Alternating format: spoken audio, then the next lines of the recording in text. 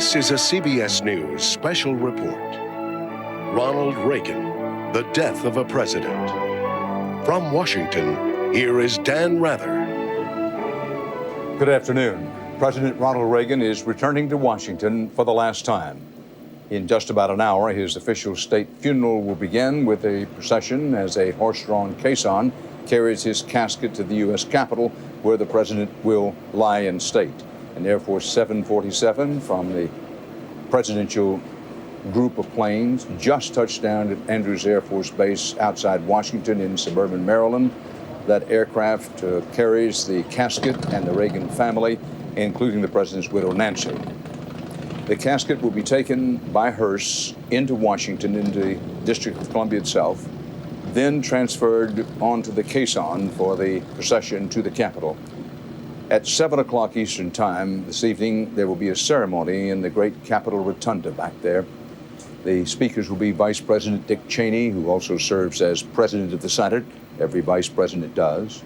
House Speaker Dennis Hastert, and the President Pro Tem of the Senate, Ted Stevens of Alaska. They'll be speaking this evening in the Rotunda. After that ceremony, public viewing of the casket begins and continues until about 9:30 a.m. Friday.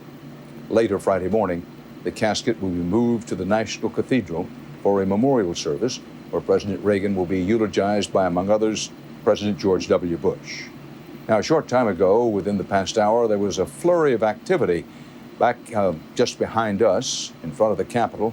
Turns out the Capitol was evacuated. CBS's Bob Orr has late details about that. Bob?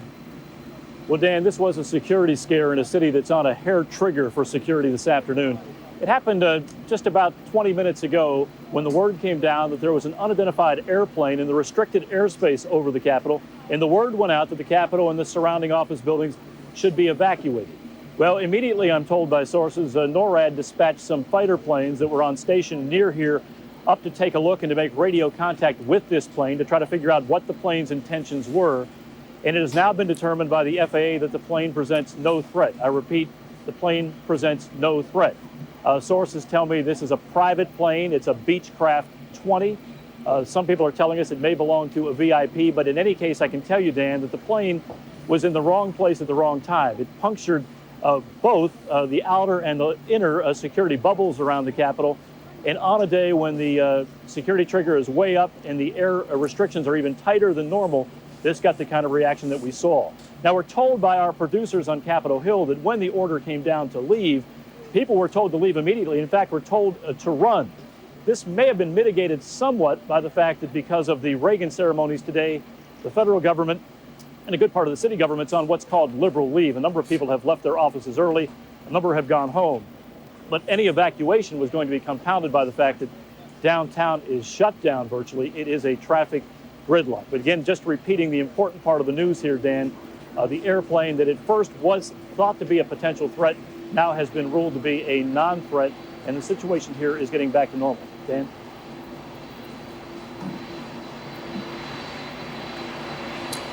Well, Bob Orr, it's my understanding that a sweep of the Capitol, a security sweep, was underway when that word came that an aircraft either had or was about to enter restricted airspace. And of course, as the sweep was underway, some people have been asked to either move aside or go outside, and then the word came about the plane. But this is pretty much your average non-story, except that it does indicate what a security alert the whole Capitol is under. Bob Schieffer, as we watch the 747 pull up bearing the casket of President Reagan and his family, it's a reminder this is the first kind of national ceremony we have had since 9/11. Yes, it is. And it is really, people talk about, well, we had this state funeral in '73 for Lyndon Johnson, but that was before the age of terrorism, of course, and that was nothing like this. There are people lined the streets. There were only a District of Columbia policemen on the streets. Now you have this extraordinary security.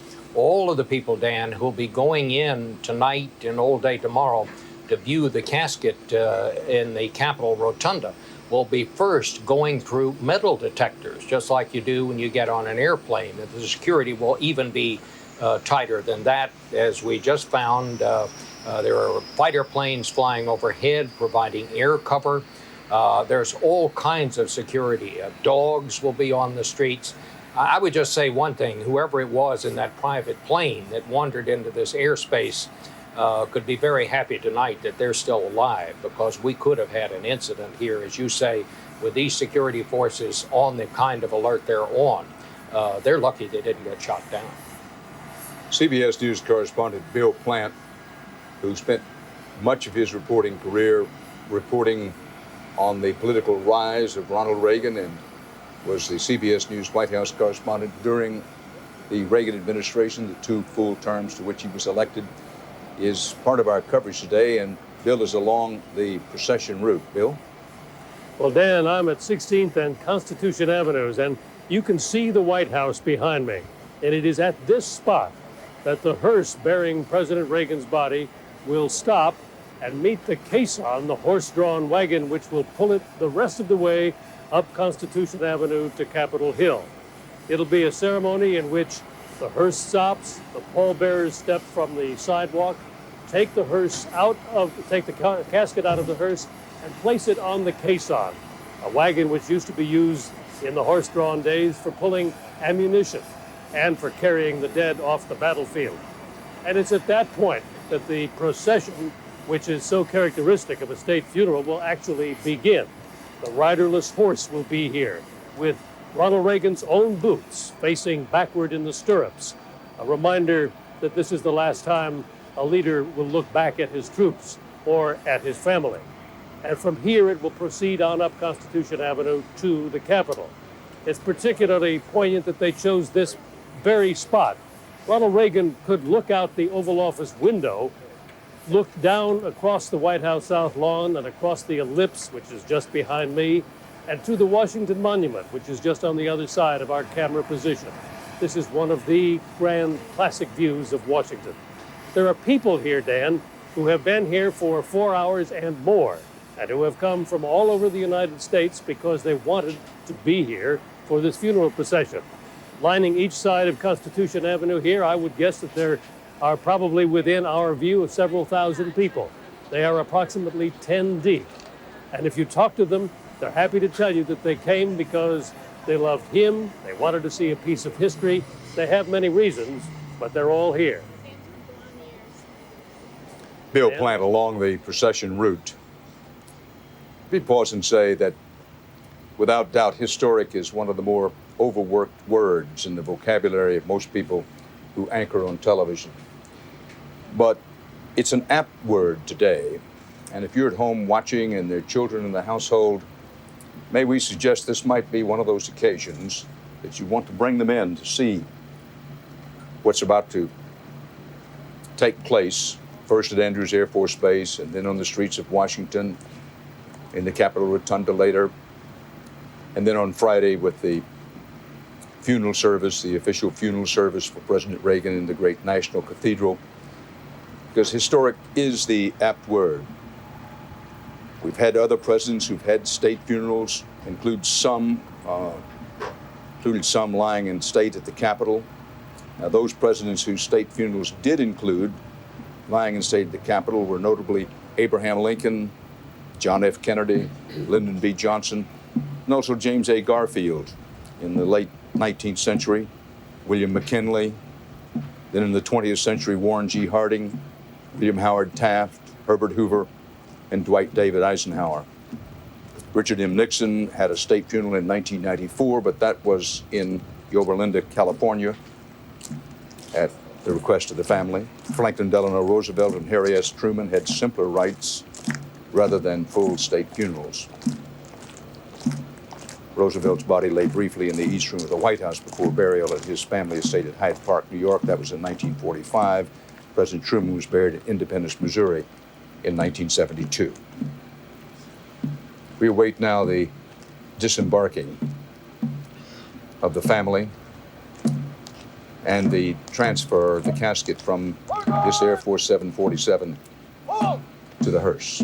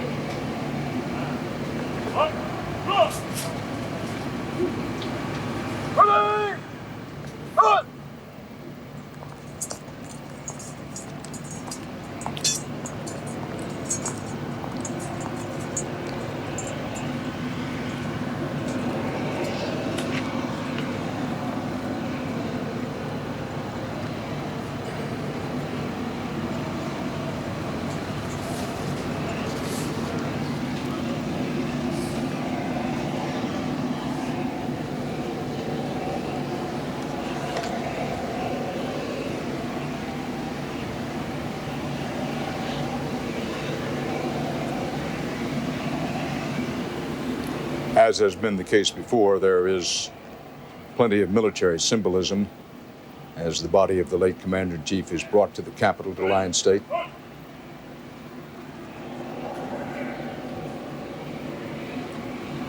Particularly appropriate in the case of President Reagan because he led a national consensus for rebuilding the U.S. military in the wake of the Vietnam War when President Reagan came to office after being elected in 1980.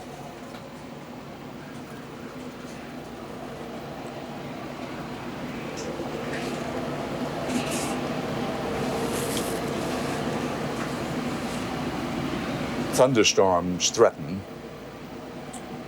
Whether they will roll in to the suburban Maryland and District of Columbia area before the president's casket arrives inside in the rotunda later, we'll simply have to wait and see. There is no rain at the present time.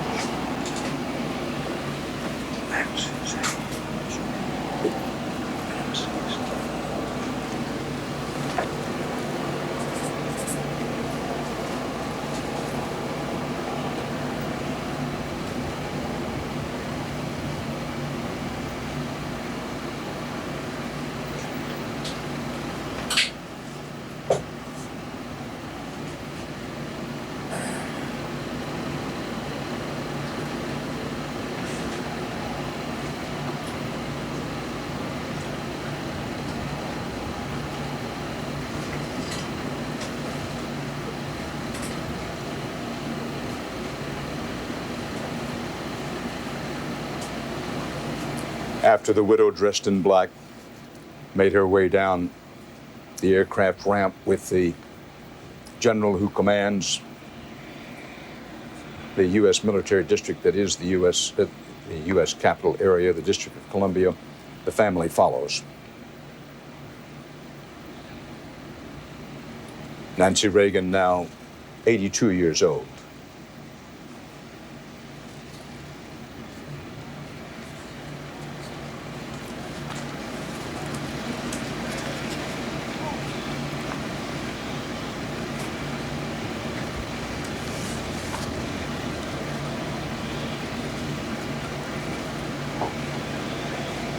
From the belly of the aircraft, the casket will be taken by the military pallbearers to the hearse as Ms. Reagan looks on. And then, as mentioned earlier, the casket will later be transferred to the horse-drawn caisson for the procession through the streets of the Capitol to the rotunda.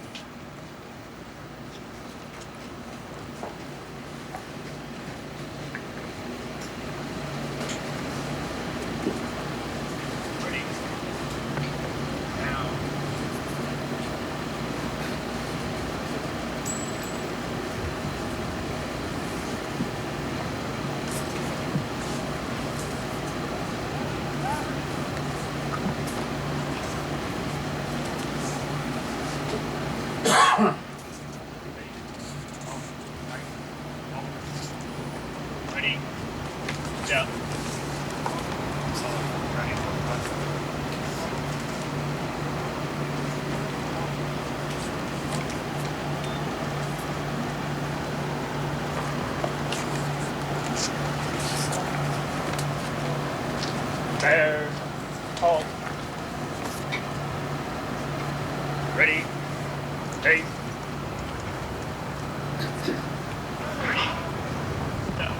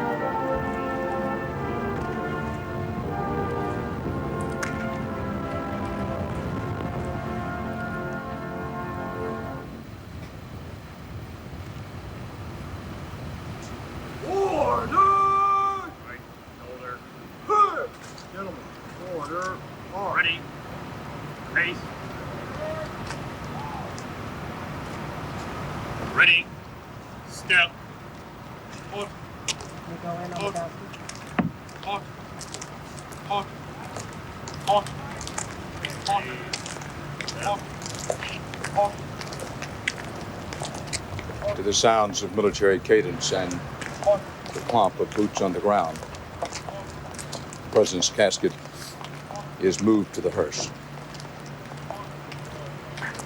My country's vis-a-vis was specifically selected by the Reagans, President Reagan and Mrs. Reagan, to be played in California as the president's body arrived at his library, and again today at this spot in time.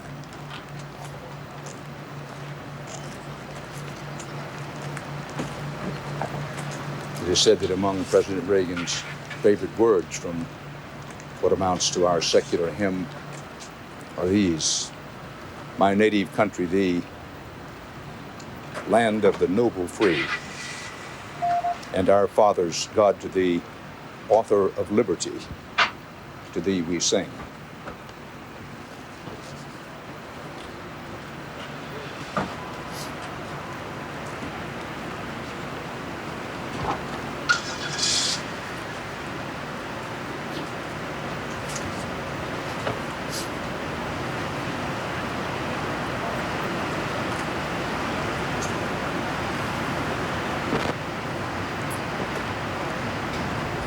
The hearse will carry the casket with the body of the president from Andrews Air Force Base in suburban Maryland to the District of Columbia, where it will be transferred to the horse-drawn caisson. Caisson, a traditional piece of Army ground war equipment designed for, among other things, to carry artillery into place.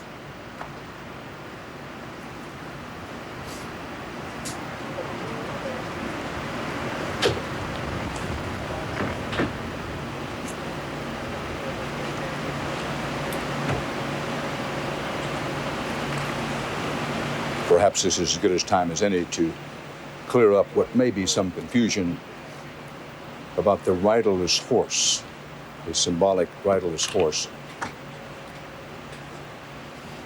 with President Reagan's riding boots positioned backward in the stirrups. There will be a riderless horse in the procession this evening, as well as on Friday's procession.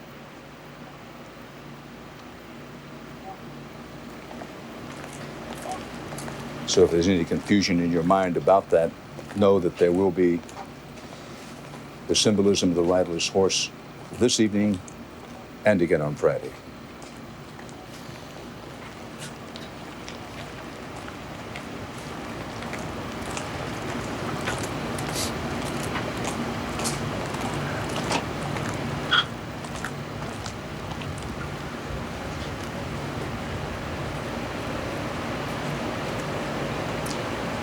And the hearse begins to roll.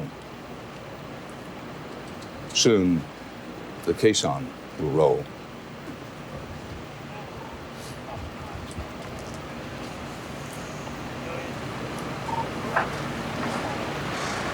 We mentioned earlier the gentle advisory that for children to see this kind of event is, or has been in the past, for many Americans, a once-in-a-lifetime occurrence. And that one of the things television does well, it does so many things not very well, one of the things television does well is take you there. And today, television can bring you wherever you are, you and the children here, to Washington, to see this state funeral for President Ronald Reagan. Gathering here are the 4 still living former presidents of the United States. Former President Jimmy Carter, who's now 79. President George Bush, President Bush I, as his family calls him, turns 80 years old this coming Saturday. Former President Gerald Ford is now 90 years old. President Ford suffered a minor stroke in 2000, actually during the Republican National Convention, but he is gathering with the other 3 here, and of course President Bill Clinton, who's now 57 years old. They'll be paying their respects in the Capitol Rotunda and attending the official formal funeral services on Friday in the Capitol Rotunda. As we watch the motorcade make its way from Andrews Air Force Base, we cut to a picture of the horse-drawn caisson on which the president's casket will be carried, and the procession marchers as they move into place. This gives us an opportunity to bring in Edmund Morris, distinguished author of The Rise of Theodore Roosevelt, which won both the Pulitzer Prize and the American Book Award in 1980. Edmund Morris was commissioned by President Reagan to be President Reagan's official biographer, was given unprecedented access to the then president. The book Dutch, a memoir of Ronald Reagan. Welcome, Edmund Morris. Did President Reagan ever discuss with you in your long conversations with him what he wanted when he passed from this earth in way of a state funeral or recognition? No, he didn't. He talked to me about his interment, his actual burial in California, and what he said to me might be more appropriate on Friday. He didn't like to talk about things like this too much. He was a very private person. But I was thinking as I was watching that casket being taken off the plane, back to 1993, was it, when Nixon died, and his casket was brought to Edwards Air Force Base in California, and I, by coincidence, watched that with Ronald Reagan. I was in his office in Los Angeles, heard that the casket was arriving, it was live on TV, so I rushed through to the TV room to watch this, and became aware of the fact that there was this long, brown, suited body slumped in an easy chair, watching the screen with the most intense absorption. It was Reagan. Watching motionlessly as the casket was taken off. He was already beginning to be a bit strange with Alzheimer's. He had this enormous quietness about him. And after the casket was loaded and driven away, he said to me, "You know, I'm the oldest one left now." Of course, he was the oldest one before Nixon died, too. He had it in his mind. Yes. But the other thing that struck me was that he felt a member of this very small, exclusive club of presidents. They understand one another and are intensely interested in one another.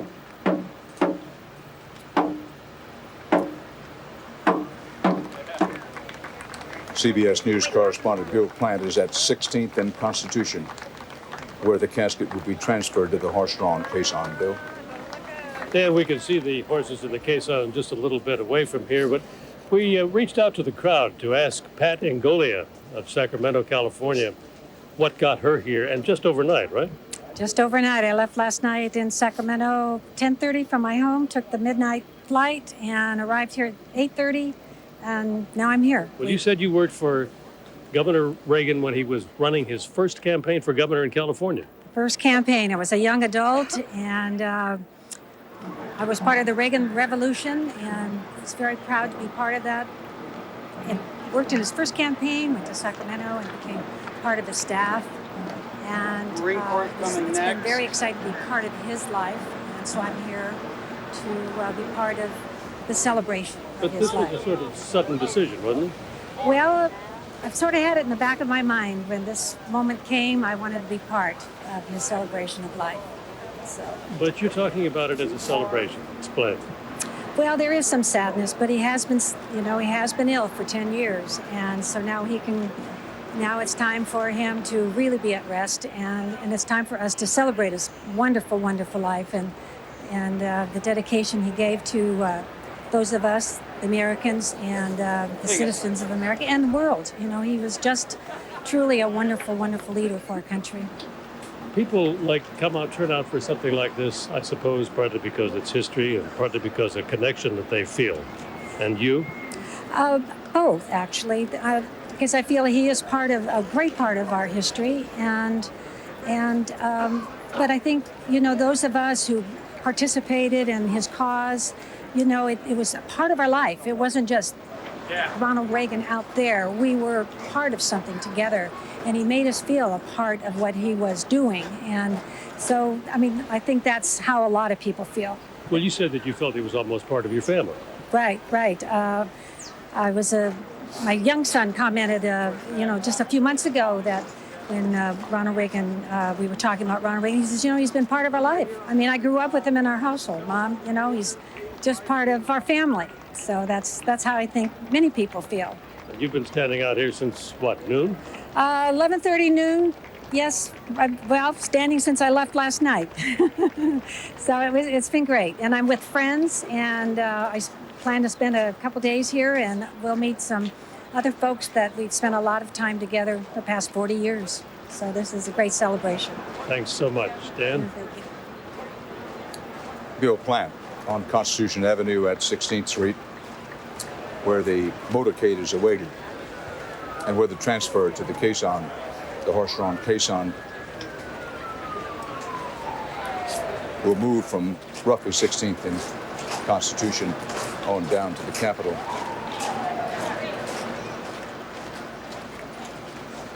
Bob Schieffer, when President John F. Kennedy was assassinated and there was the state funeral for him, a never-to-be-forgotten sight for even any child of memory age. Really was the first time that such a ritual in this country had been seen around the world. Well, now, it was. Once again, the world looks in. And it changed America. For one thing, up until that point, people depended mostly on newspapers for their news. After that, because everyone gathered around the television sets, saw this one event, which was the first time the nation had seen one event like that and shared it. From that day forward, television became the dominant media. It was a day that changed everything. And then that whole weekend, I was just thinking about this. The lines, Dan, once they put Kennedy's body in the Capitol, stretched sometimes 40 blocks. People waiting to get in and see Kennedy. And then, of course, when Lyndon Johnson, when his body lay in repose there, it went on late into the night. And I recall one of the nicest touches, it seemed to me, was that the president's daughters, Linda Robb and Lucy, both stood at the casket in the rotunda and shook hands with all of the people who came passing by. And I remember after we went off the air, my wife and I went up and stood in line to go by and see the casket.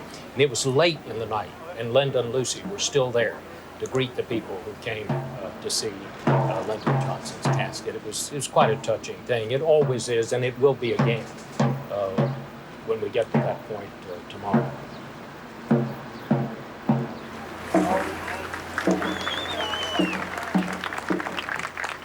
Beautiful high shot there, and now back on the ground as there are ripples of applause for the various members of military services who move into their places for this solemn walking and horse-drawn procession to the Capitol. You're watching CBS News coverage of Ronald Reagan and the death of a president.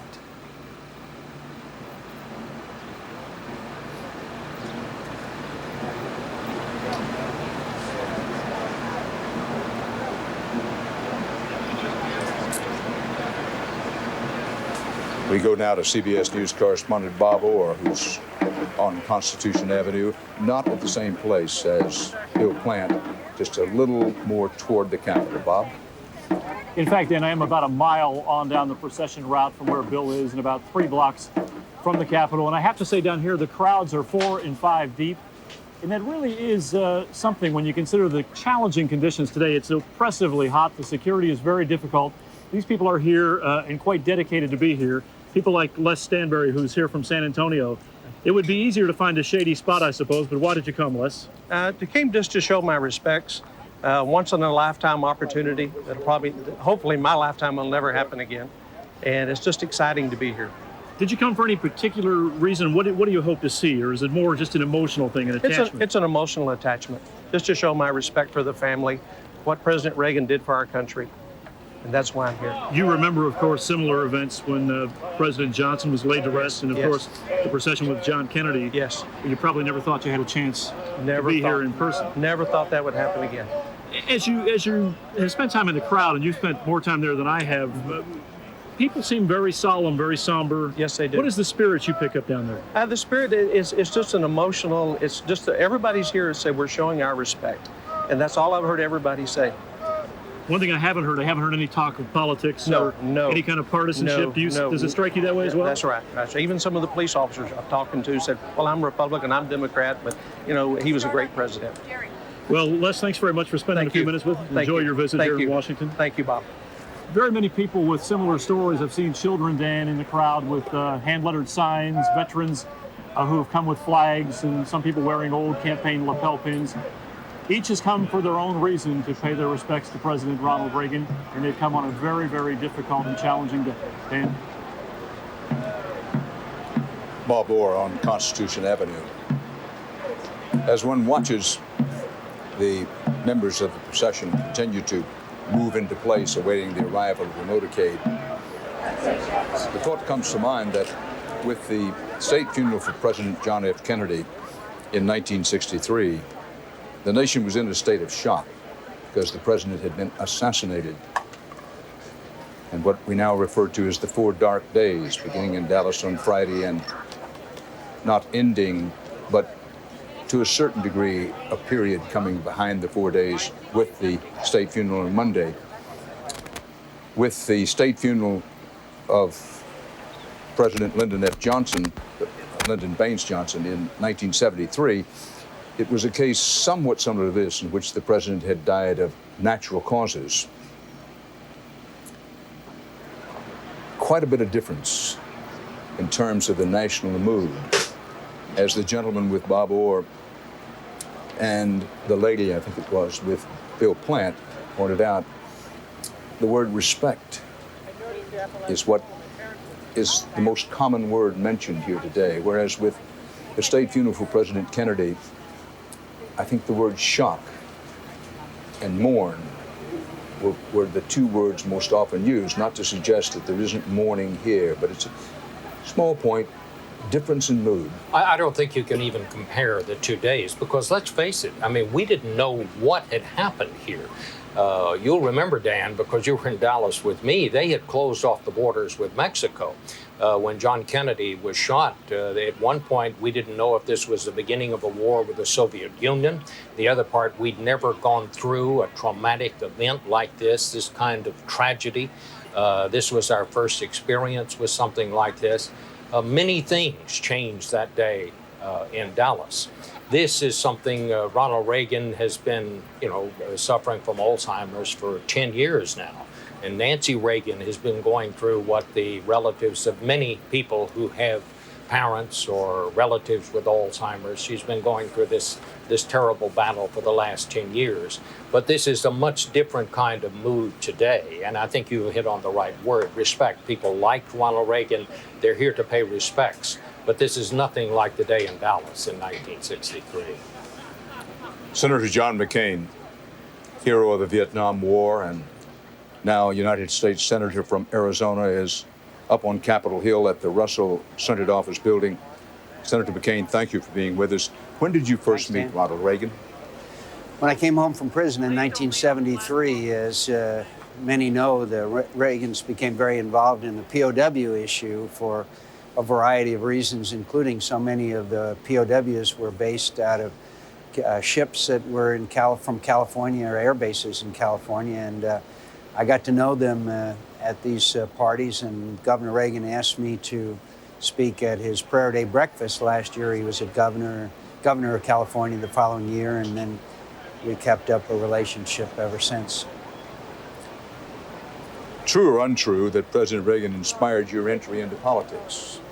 Well, he certainly was a major factor, and not only the entry into politics, but a belief in his vision for America and our strength and our greatness. There's not a lot of Americans that remember how in the 1970s this nation was certainly questioning itself and its future. It was divided over a war we'd lost, and president that said we were suffering from a national malaise, and I admired very much President Reagan, then Governor Reagan's vision for America, our strength, our ability to win the Cold War, and our ability to be a shining city on a hill, is the phrase he made so famous. Senator McCain, what do you think is Ronald Reagan's most lasting legacy? I think that's an easy one, Dan. As far as accomplishments are concerned, it's, as Margaret Thatcher said, winning the Cold War without firing a shot. Perhaps in a little more, less substantive fashion, the fact that he had this great belief and unshakable confidence about the greatness of America. The only other president that I know of that had this unshakable confidence and belief was Theodore Roosevelt, who had this vision of America's greatness and place in the world, and that's why those two really, in many ways, were similar.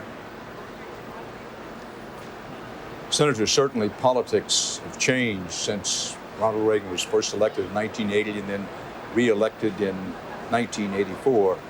If you disagree, say so, but one obvious change is that politics in this country have become, I hesitate to use the word venomous, but certainly more hostile than they were during that time. Let's face it, we've had rough and tumble politics all of our history. Would you agree that since Ronald Reagan's presidency, things in political life have taken a turn for the worse, particularly when it comes to campaigns?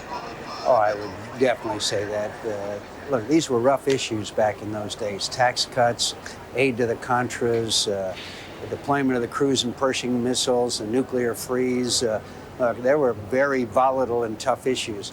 But the relationship between Ronald Reagan and Tip O'Neill epitomized what politics was, and that was strong partisanship, but friendship and a relationship which established a basis for doing business. In other words, there were a couple of times where national security issues were concerned, where Ronald Reagan had to call up Tip and say, look, we got to do this for the good of the country. And because of the relationship they had, then they were able to move forward.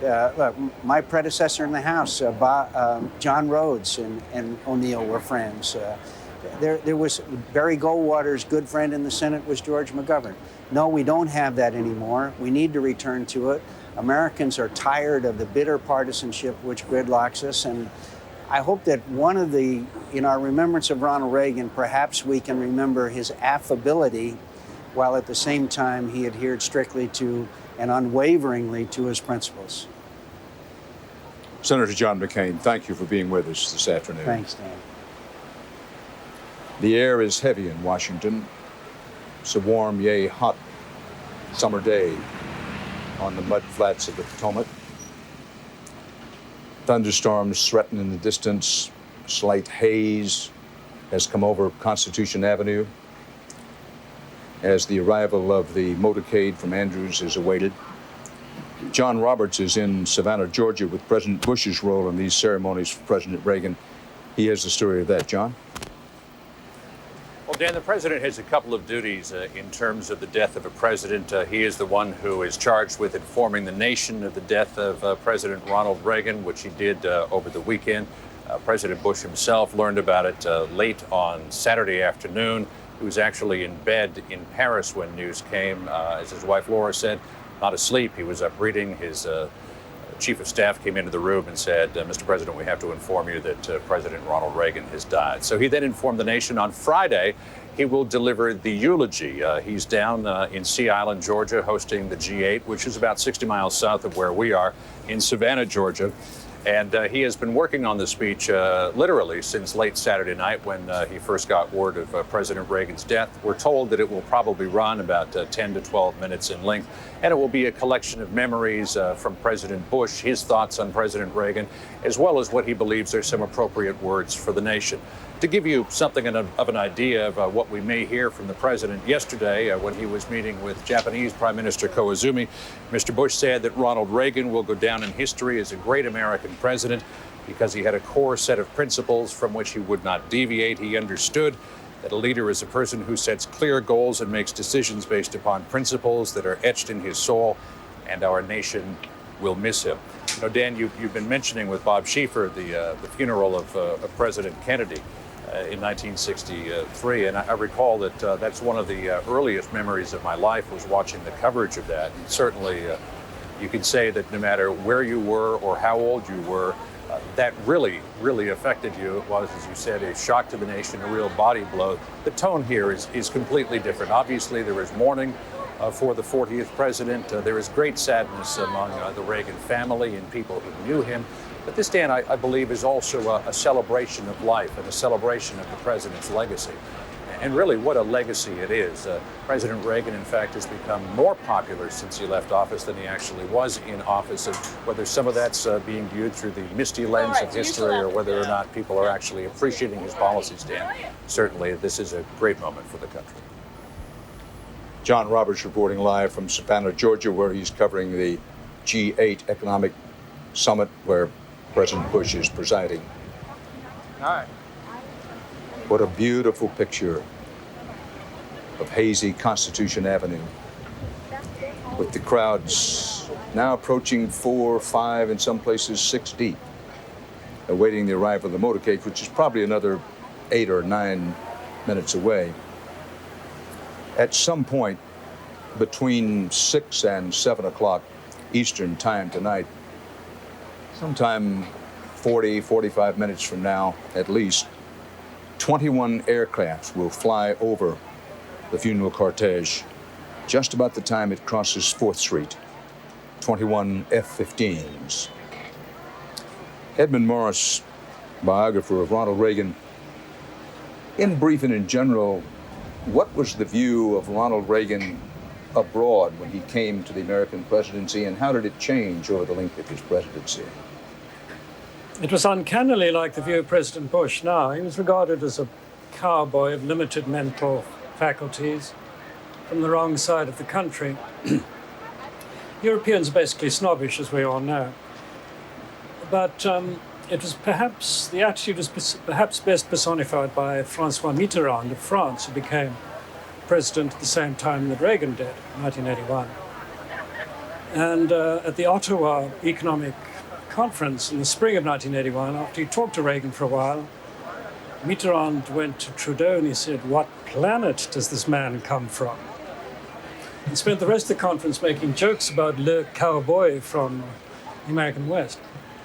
But of all the speeches in honor of Reagan toward the end of his presidency, the most eloquent and the most admiring was that of Francois Mitterrand in 1988, who said, "I have come to realize that Ronald Reagan had la notion de l'État, he had the notion of the state. He embodied the state, the dignity of the American state, to an admirable degree, and he grew to admire him once he'd gotten beyond what Europeans call the corn barrier."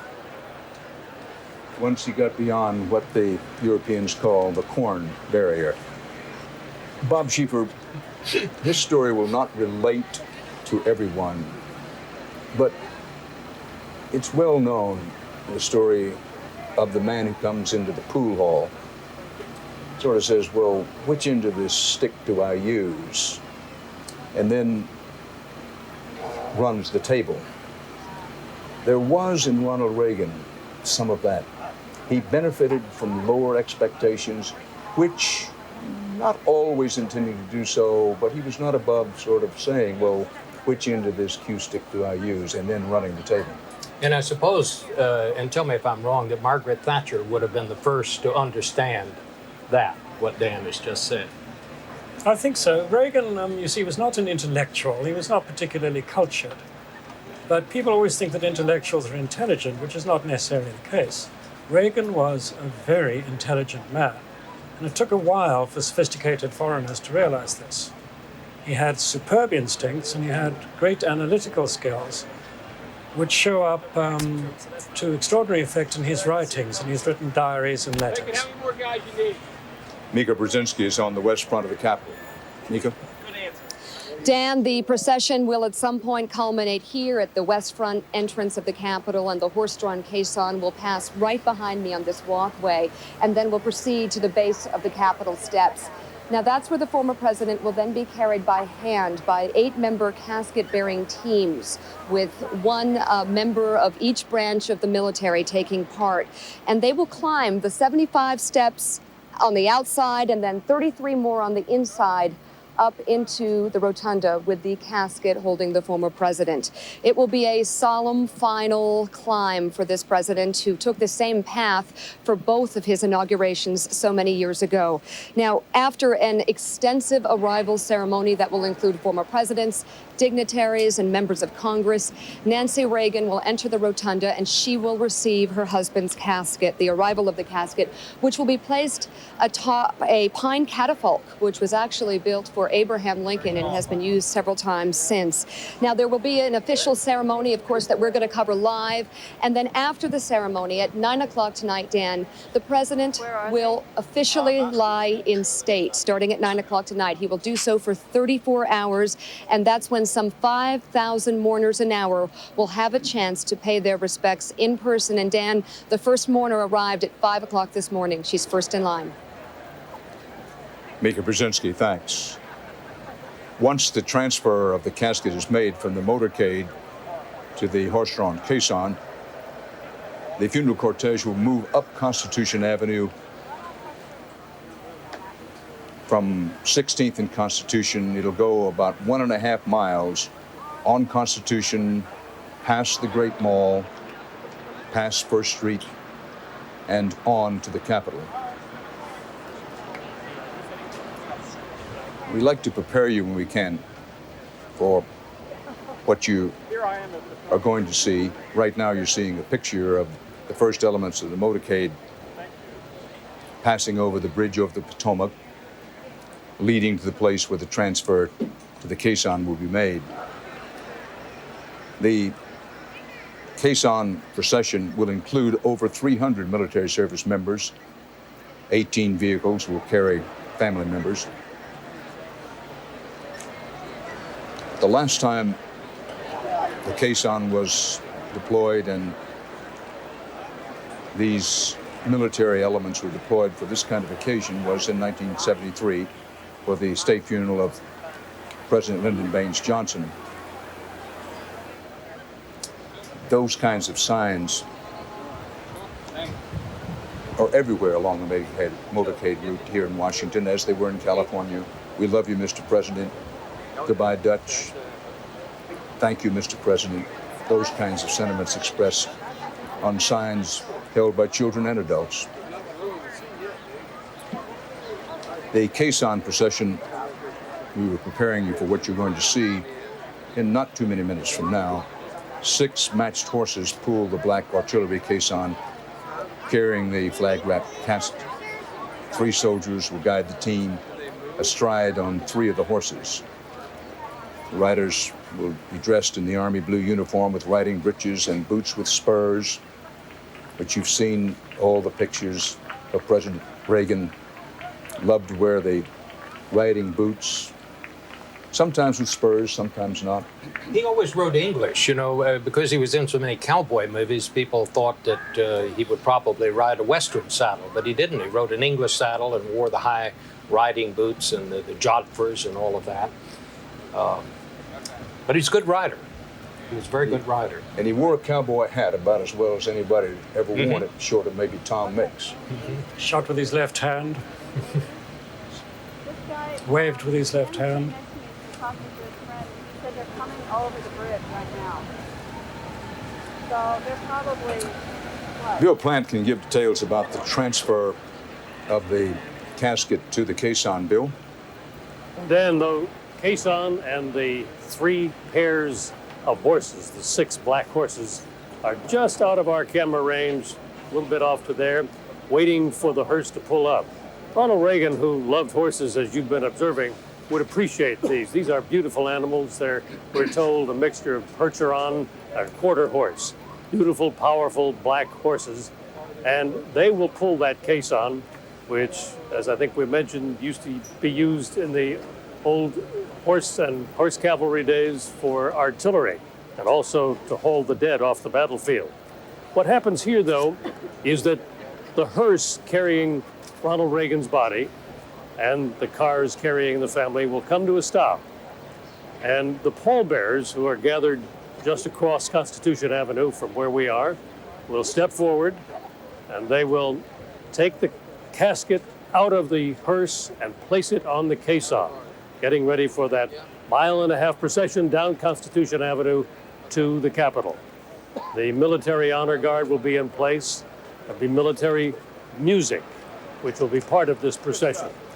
And as you mentioned, the riders will only be on the left side of each pair of horses. We're told that that's because in the past, the other horse of each pair was used to carry equipment, supplies off the battlefield or to the battlefield. And then there will be a commander who rides separately ahead and to the left. The horse, the riderless horse, is another one of those black mixed breed Percheron quarter horses.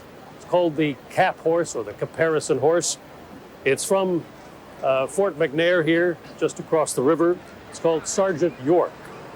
And as you mentioned, Dan, Ronald Reagan's own boots will be reversed in the stirrups as that riderless horse precedes the caisson down Constitution Avenue. Reagan used to say to us more than once when he was in California that nothing felt quite so good as a ride on a horse. And we could see him from that telescopic lens we had mounted in the mountains, getting up every morning, getting out, saddling up. He did his own tack, and then riding off.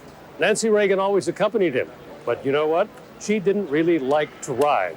She learned to ride because she wanted to be with him, and she was also a little concerned about the fact that he was a very accomplished rider, and even into his, well into his middle years, used to dismount by sliding off one side of the horse.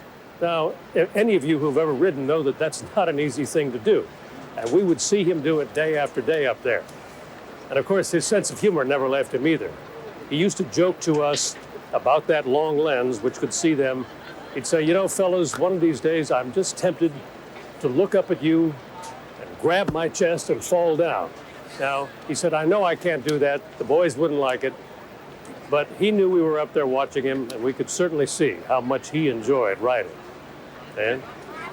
Bill, our viewers are now seeing a shot from the Capitol. Well, now it's moved off. That's a shot from the west side of the Capitol, looking over the Great Mall. One of the great scenes of the United States capital city, to stand at this place and look down across the reflecting pool. You can just barely see it in mid-picture. One of the most underestimated pieces of sculpture in the country, sculpture of former President Ulysses S. Grant on horseback. See it just in front of the reflecting pool. And then beyond that, the mall that stretches, the Washington Monument, farther in the distance, the Lincoln Memorial, and slightly off to the left of this view, the great Jefferson Memorial. You know, Dan, Ronald Reagan was the first president, as you know, who was inaugurated on the west side of the Capitol. All the other inaugurations had been on the other side, the east side of the Capitol. But Reagan, coming from Hollywood with Mike Deaver, looked out and saw that scene and said, this is where we need to do this. And it also had the symbolic significance of he was looking west. I want to pick up on that, Bob Schieffer, that his second inauguration was driven indoors by the snow. But right now, it's my duty to say that you are watching CBS News' continuing coverage of Ronald Reagan, the death of a president.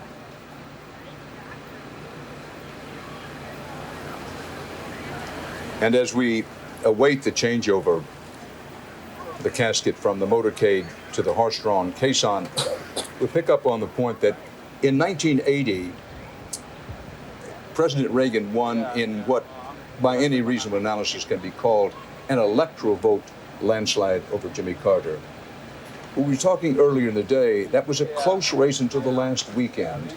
There was a shift, a clear shift in voters' minds over the weekend.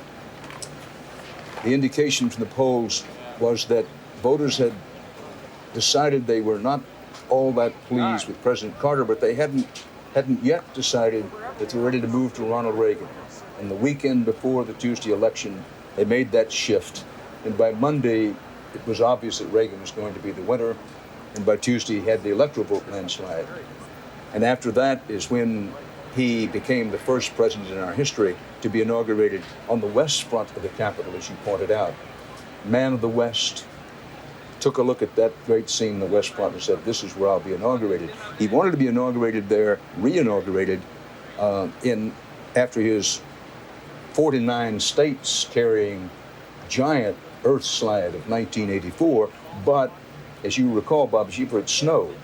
Yes, So I do. And those they had of to us, move it inside. those of us who were going to be outside that day reporting on it, we were very pleased when they moved it indoors, because it was bitterly cold here, and it was so cold they couldn't even have the parade. You'll remember they moved that out to an arena, an indoor arena where they let the bands play and so forth. But it was Nancy Reagan who said, this is just not going to work. It's too cold for everybody.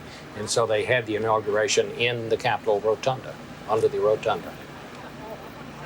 If you're watching your stream closely, you can see some of the lead elements of the motorcade approaching the place on Constitution Avenue, the spot on Constitution Avenue, where the transfer of the casket will be made. Well, the inauguration of President John F. Kennedy in 1961 was marked by a bitter snowstorm. All other inaugurations after that came in at least reasonably good weather until Ronald Reagan's second inauguration in 1985, after the election of '84, when there was again a terrible snowstorm.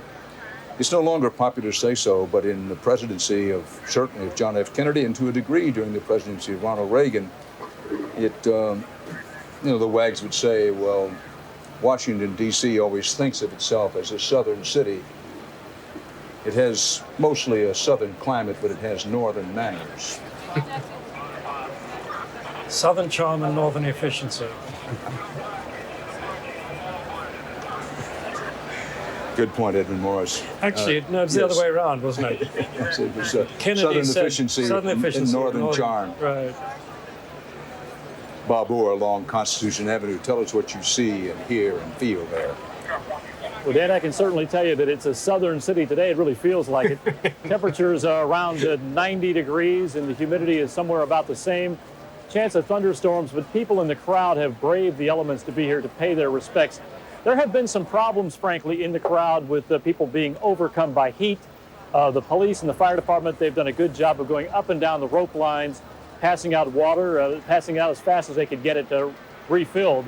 It's a very, very difficult day, but I think the people here, some of them who have waited since 10, 11 o'clock this morning, wouldn't miss it. They say the conditions aren't so challenging that they would miss the chance to pay their respects. As the procession moves here along Constitution towards the Capitol, when it gets right to about this point here will be one of the more dramatic and poignant moments of the afternoon and the evening. It's right overhead here where there'll be 21 Dan F-15s flying over, paying their respects to President Reagan. It will be quite a visual sight for people at home to see on television, and for the people here, obviously, and watch as one of those planes peels off in the famous missing man formation. If you've seen it before, and it's done from time to time, it is a very moving and poignant moment, and that will happen about 6:25 or so, Dan, right about here. Dan? It's a steam bath on the streets of Washington. Hot, humid day. Slight rustle of the wind in the trees. The thunderstorms for the moment look like they may hold off for at least a couple of hours.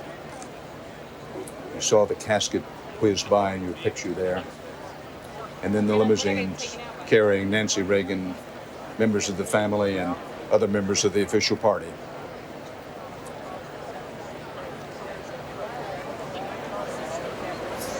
Edmund Morris, you said earlier that Europeans, particularly in the beginning, didn't consider Ronald Reagan a, quote, intellectual by their definition.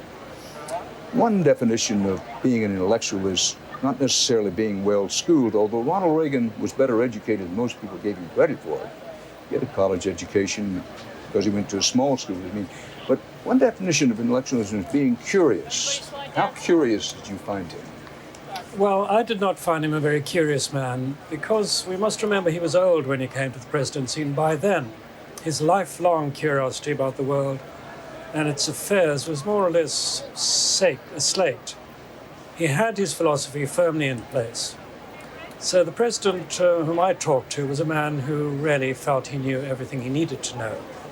But I know that when he was young, he was insatiably curious about the world, and in fact was famous in Hollywood for being something of a bore, in the sense that he couldn't stop absorbing information and rehearsing it in front of everybody. They nicknamed him the teacher in the studio because of his compulsive interest in the affairs of the world. The hearse bearing the casket of President Ronald Reagan has just turned on to Constitution Avenue. You can see that the wind has picked up just a bit as you see the flags unfurling in the breeze behind this motorcade.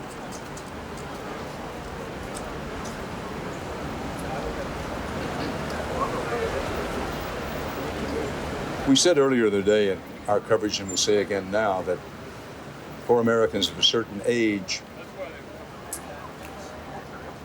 what we sometimes used to call the age of innocence ended, being summed up in that photograph of the toddler in the baby blue suit saluting his fallen father, a young John Kennedy saluting his father in 1963. We had the state funeral for President Kennedy. So far in the coverage of the state funeral this week of President Reagan, the picture that is burned into one's mind and will not leave is of Nancy Reagan in that small room at the Reagan Library just before they were to move the casket out,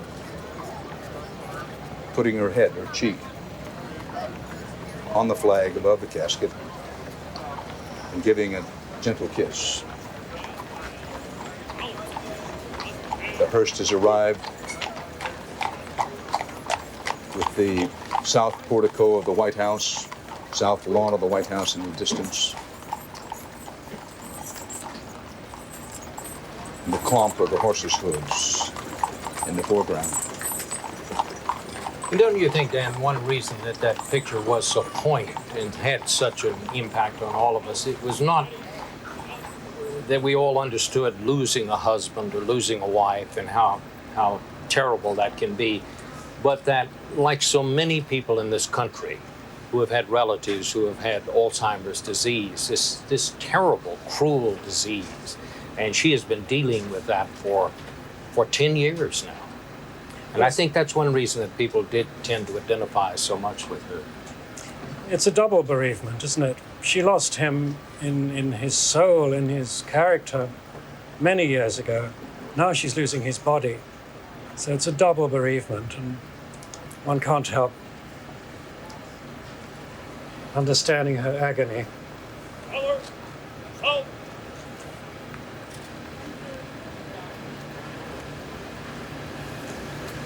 We go to Bill Platt on Constitution Avenue. Dan, as you can see, the caisson has pulled up just ahead of the hearse. The honor guard standing at attention, and the First Lady, former First Lady Nancy Reagan, will be escorted out to watch the transfer of her husband's casket from the hearse to the caisson. The pallbearers, all of whom were people close to Ronald Reagan in life, will put the casket on the caisson. They include Michael Deaver, his longtime aide in California, then Deputy Chief of Staff here in Washington, his personal physician and White House physician, Dr. John Hutton, Charles Wick, an old show business friend who became the director of the USIA, Fred Ryan, a member of his administration, who's now at the head of the Reagan Foundation. The hearse door has opened, and we now hear the applause for First Lady Nancy Reagan, who approaches on the arm of an Army officer, acknowledging the crowd. She's smiling and she's waving. She seems strong, Dan.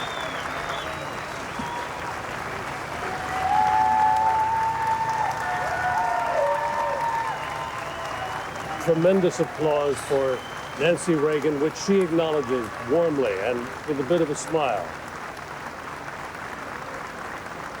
Dan? Bill Plant, thanks.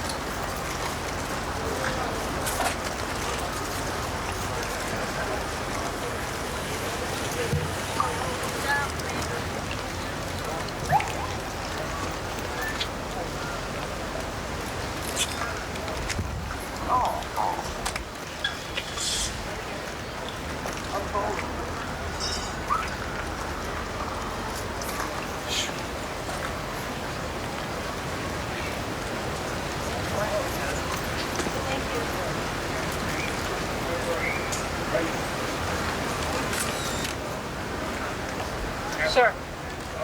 That's it, right here.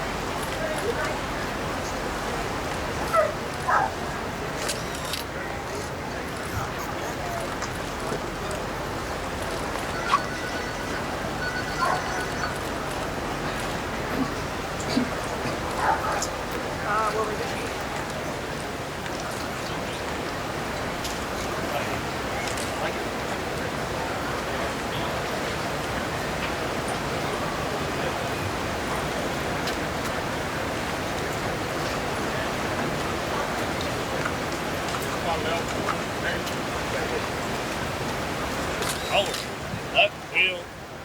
Whoo!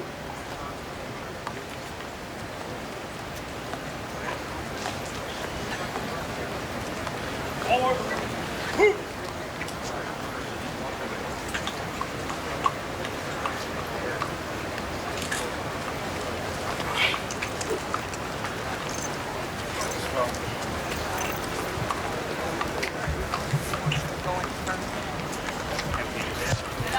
We told her we had to stay. Very much. This is food. This is Is he married and so on? Thank you.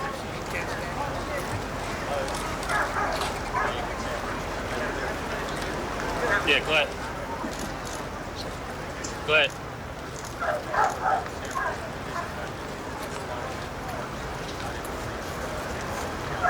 That's the main thing right there.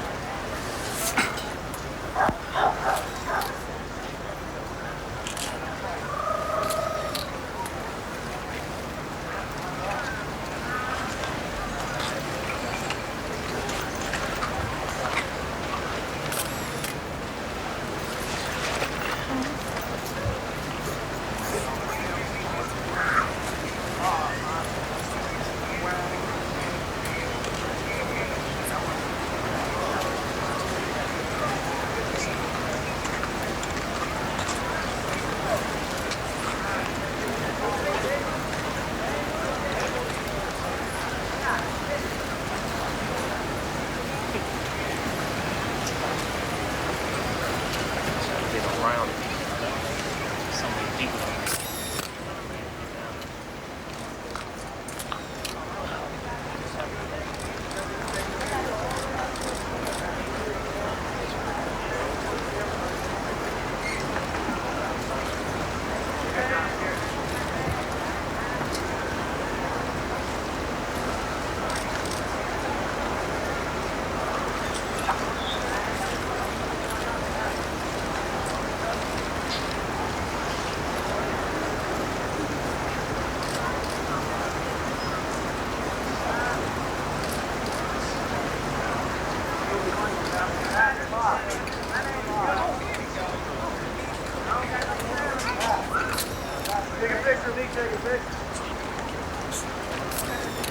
Get a steady shot.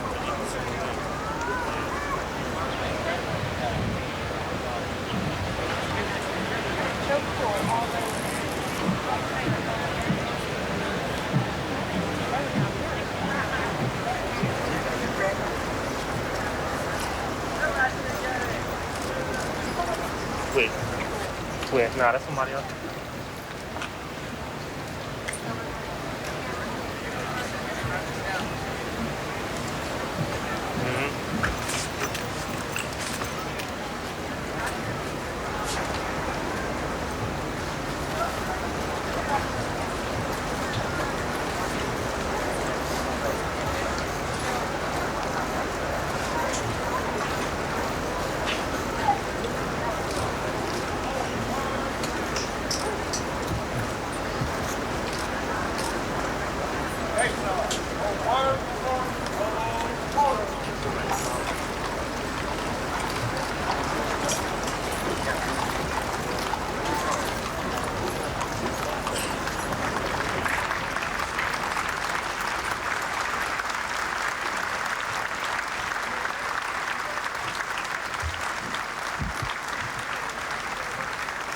and the caisson rose.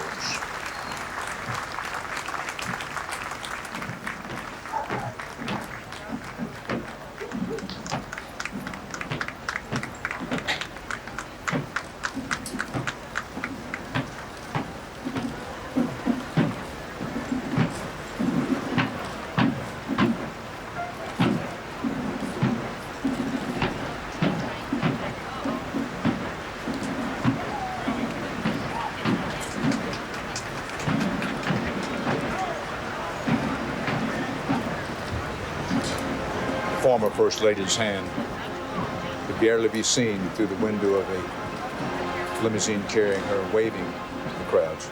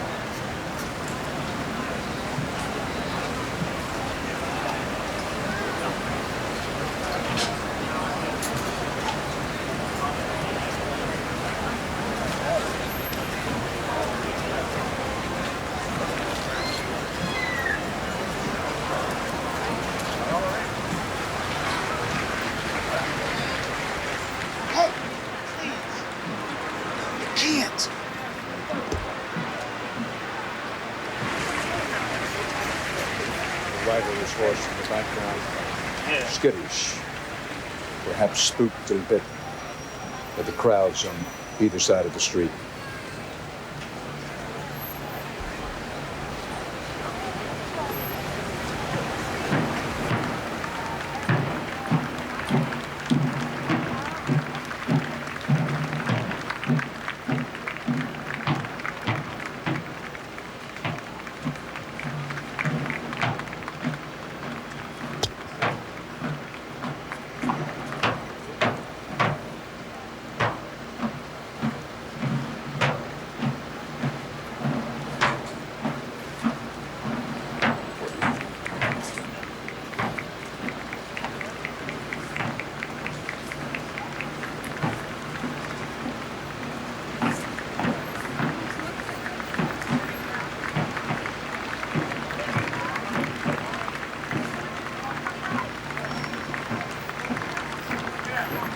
Ripples of applause. The men who have them doff their hats and caps. Many, if not most, placing them over their hearts.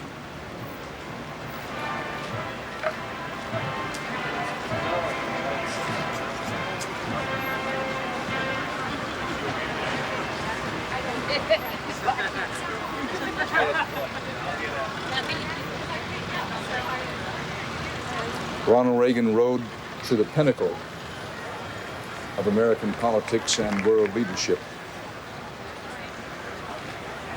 on Constitution Avenue, and now rides to his funeral on this great wide avenue.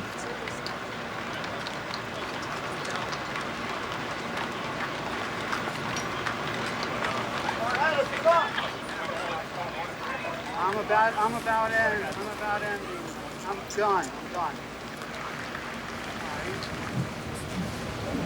This scene from the west front of the Capitol, where President Reagan was sworn in for his first term as president in 1981. Bob Schieffer, we saw as they were getting the riderless horse in place and preparing this procession. It's now out of view, but there in the deep background was the south lawn of the White House, the south portico of the White House, including the Truman balcony. And out on that Truman balcony, how many nights did President Reagan and First Lady Nancy Reagan sit out on that balcony, that porch? used to love to stand on that porch and look directly out with his after-dinner cup of decaf and look at Thomas Jefferson under the cupola of the Jefferson Memorial directly opposite. Joyce! And he felt that Jefferson was looking back at him.